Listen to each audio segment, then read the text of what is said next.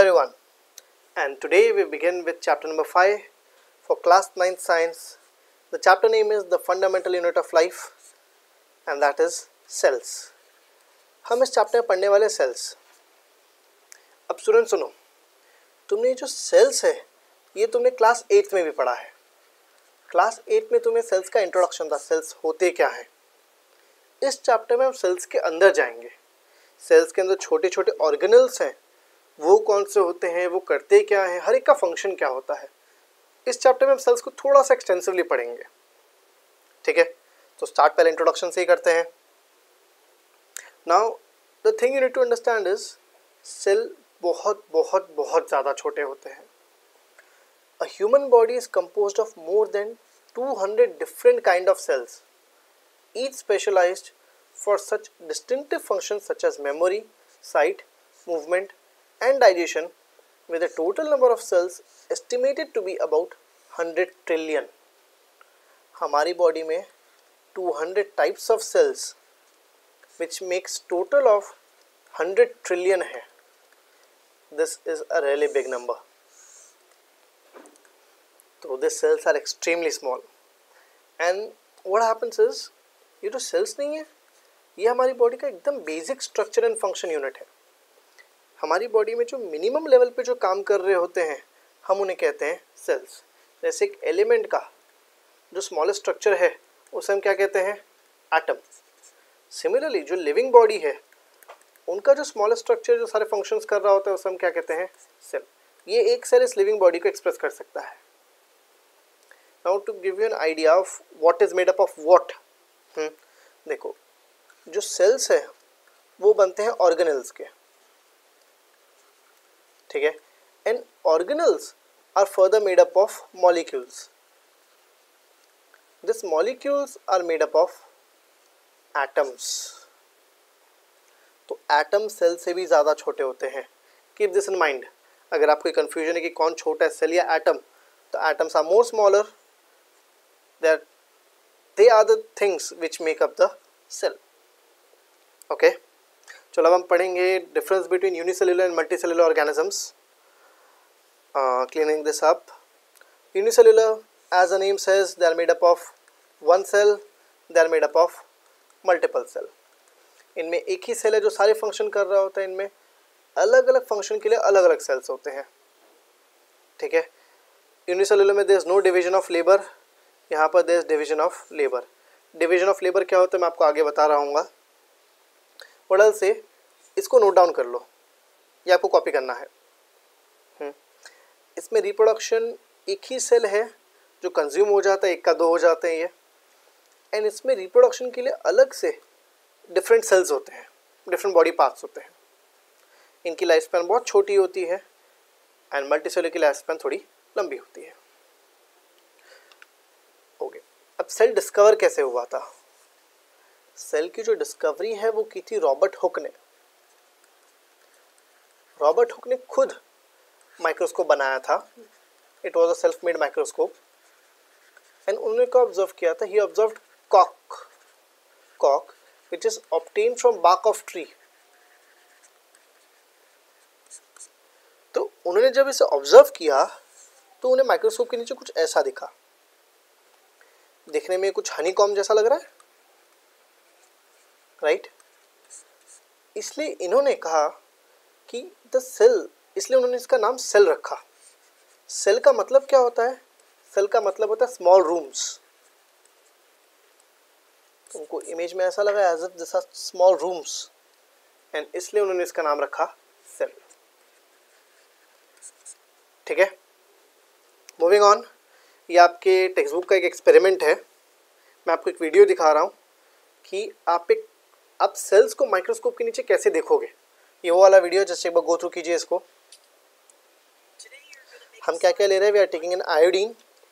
वहाँ पर हमने ग्लास स्पैटुला लिया हुआ है एंड ये जो पीस है this is an iron piece, sorry onion piece. This is an onion piece यहाँ पर. Okay, this is an onion piece. अब हम क्या कर रहे हैं, हम ऑनियन की इनर लेयर से, देखो अब हम ये करेंगे कि ऑनियन की जो अंदर की साइड है, हम अंदर की साइड से एक एकदम पतला सा लेयर निकालेंगे. the thinnest layer. This layer is one cell thick. It is simply one cell thick. ठीक है, हम इस सेल को रखेंगे हमारे ग्लास स्पैटुला के ऊपर एंड इसके ऊपर इसे हमने सीधा कर दिया so that it does not bend at any point and हम इसके ऊपर अब डालेंगे आयोडीन. हम आयोडीन यूज़ करेंगे इसे स्टेन करने के लिए.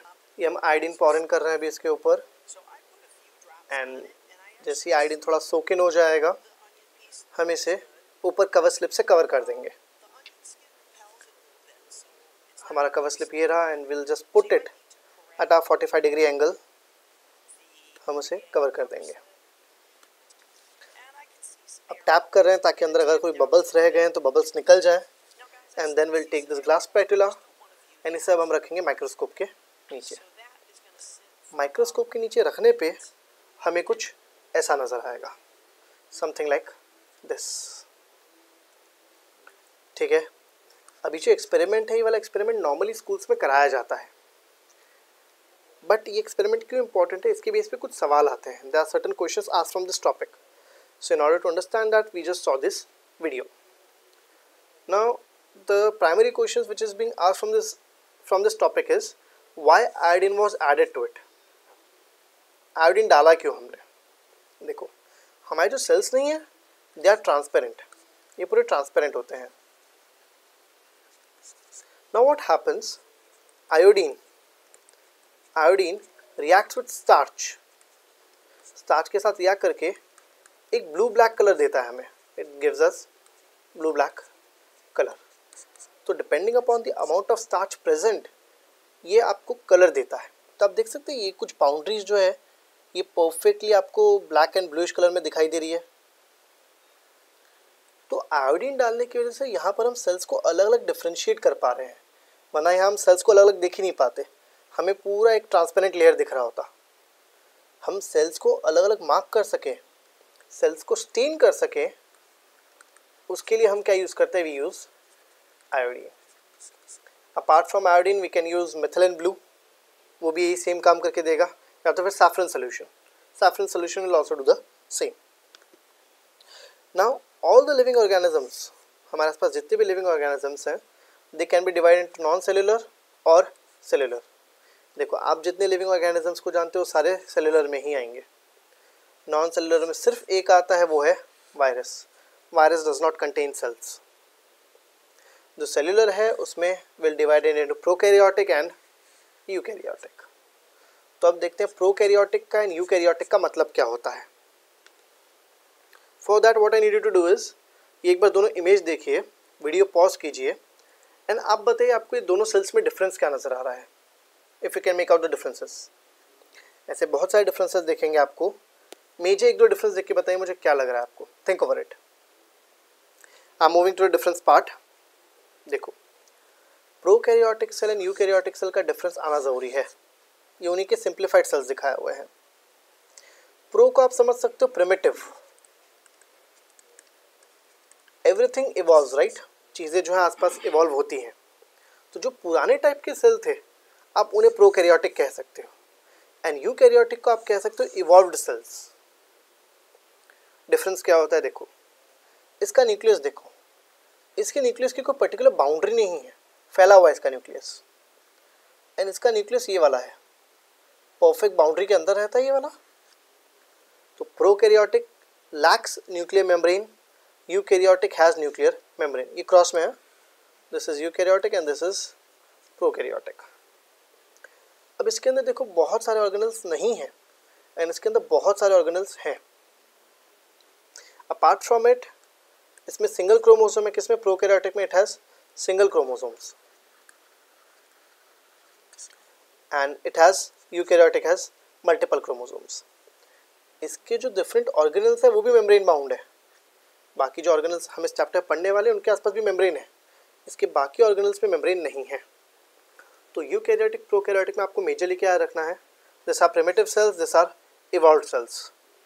ये लिखने के लिए नहीं है, ये सिर्फ आपको याद रखने के लिए है.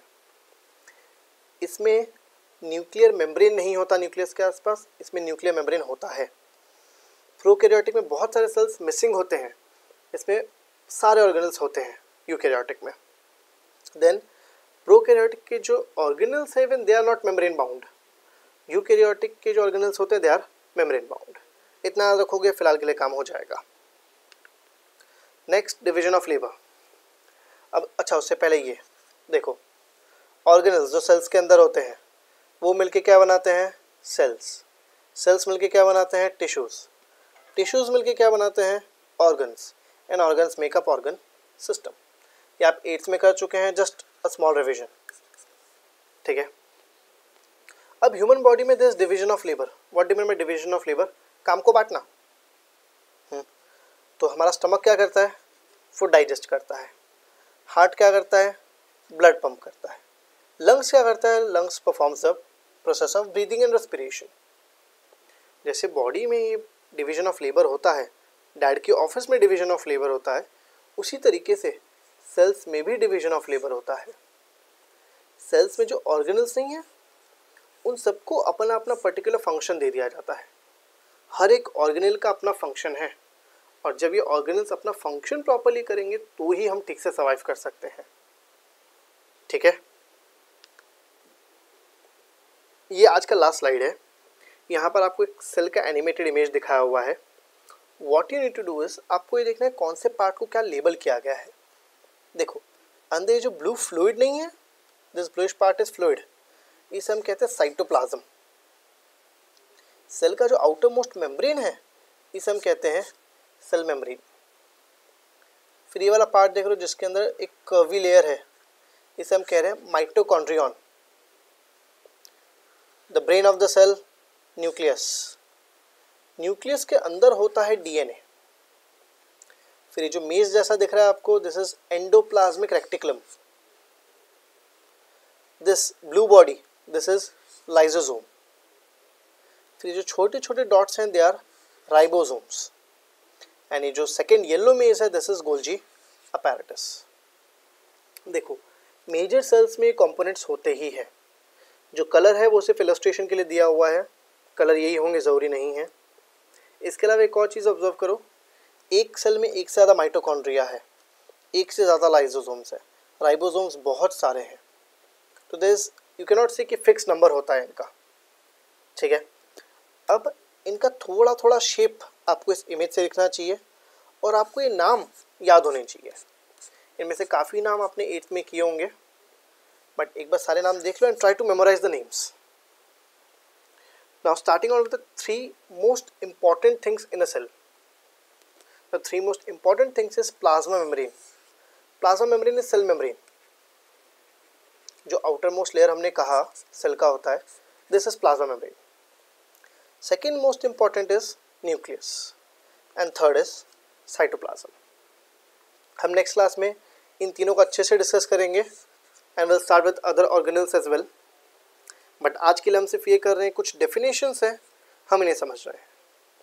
प्रोटोप्लाज्म, प्रोटोप्लाज्म का मतलब क्या हो गया, सेल मेम्ब्रेन के अंदर जो कुछ भी है, एवरीथिंग, ये पूरा क्या बनता है, दिस बिकम्स प्रोटोप्लाज्म। साइटोप्लाज्म अंदर का सिर्फ फ्लूइड है, but fluid along with organelles they make up protoplasm. Next, gene. Gene is a distinct unit of heredity information. जो पेरेंट से बेबी में इंफॉर्मेशन जाती है, उसके लिए जो इंफॉर्मेशन कैरी करता है, दैट इज जीन।